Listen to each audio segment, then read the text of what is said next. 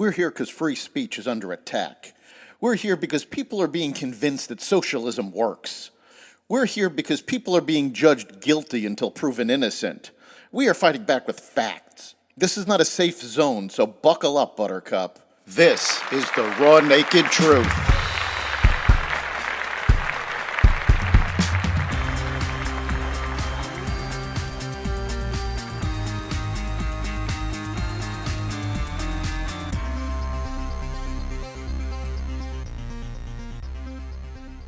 Harris finally sits down for an interview. Dead hostages recovered from Hamas. Gold Star families defend Trump, and more. Welcome to the Raw Naked Truth. I'm your host, Eric Lopkin, and here's the news you need to know. CNN's primetime interview with Kamala Harris and running mate Tim Walz, the Democratic ticket's first interview since President Joe Biden stepped down from his re-election campaign, drew a total audience of more than 6 million viewers Thursday night, making the interview the top-rated show in television on that night. The 45-minute interview was edited down to 18 minutes, in which Harris dodged softball questions and gave no concrete ideas of how her administration would differ from her ultra-liberal comments, despite claiming to have changed her positions. Post-interview polls have shown a drop in support for the Democratic ticket. MSNBC host Chris Hayes fumed over new poll results showing former President Trump as the favorite to win the Electoral College and therefore the presidency in November. On his X account Friday, the All In with Chris Hayes anchor blasted recent poll results from Nate Silver, showing Harris would win the popular vote, though Trump would win the Electoral College. It's clear as day the Electoral College is a national suicide pact, Hayes posted. The Electoral College was created to ensure that voters from less populated rural areas were not controlled by high population states like California has become. Gold Star families launched a scathing defense attack against Vice President Kamala Harris over Labor Day weekend after the Democratic nominee claimed that Trump had disrespected sacred ground at Arlington National Cemetery.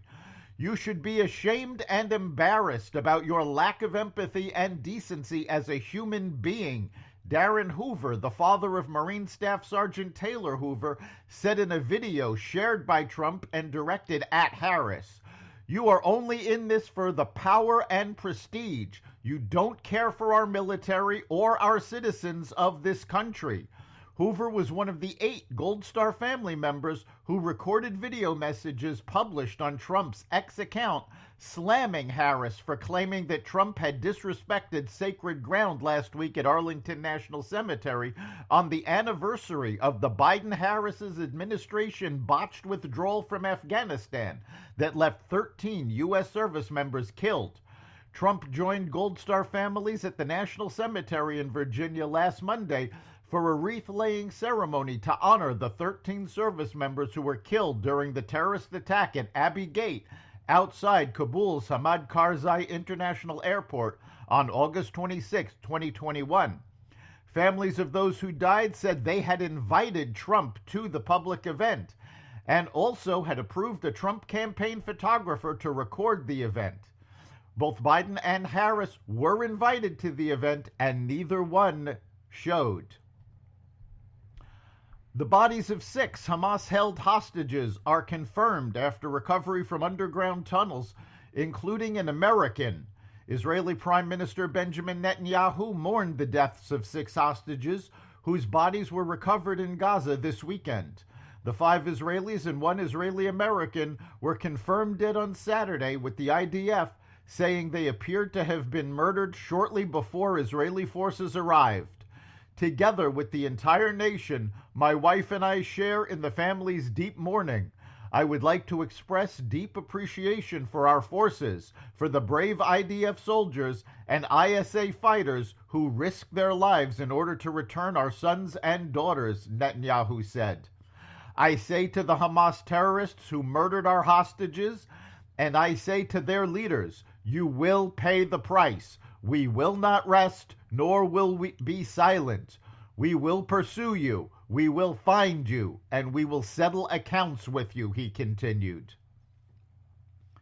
The Secretary General of the United Nations, Antonio Guterres, is facing a barrage of criticism for failing to explicitly condemn the Hamas terrorist movement for its murders of one American and 5 Israeli citizens on Saturday. Israeli Defense Forces were looking to rescue the 6 hostages held by Hamas, including Israeli-American Hersh Goldberg Polin, in the tunnel system below Gaza's Rafah city, but instead found all 6 murdered at the hands of the terrorist group. The Times of Israel, quoting Israel's Ministry of Health, reported that the hostages had been murdered between Thursday and Friday morning. Guterres wrote on X, "I will never forget my meeting last October with the parents of Hersh Goldberg Polin and other hostage families. Today's tragic news is a devastating reminder of the need for the unconditional release of all hostages and an end to the nightmare of war in Gaza." Jeff Waltz, the brother of vice presidential candidate Tim Waltz, may be hitting the campaign trail for Donald Trump. Democratic vice presidential candidate Tim Waltz is not the type of character who should make decisions about America's future, his older brothers warned in a series of damning Facebook comments this week. "I'm 100% opposed to all his ideology," Jeff Waltz declared Friday evening about the far-left Minnesota governor and running mate of Democratic presidential candidate Kamala Harris. He has so little faith in his little brother, Jeff Waltz is considering publicly endorsing former President Donald Trump's White House run, he told a Facebook poster who urged him to get on stage with President Trump and endorse him. Waltz has already donated to the Trump campaign.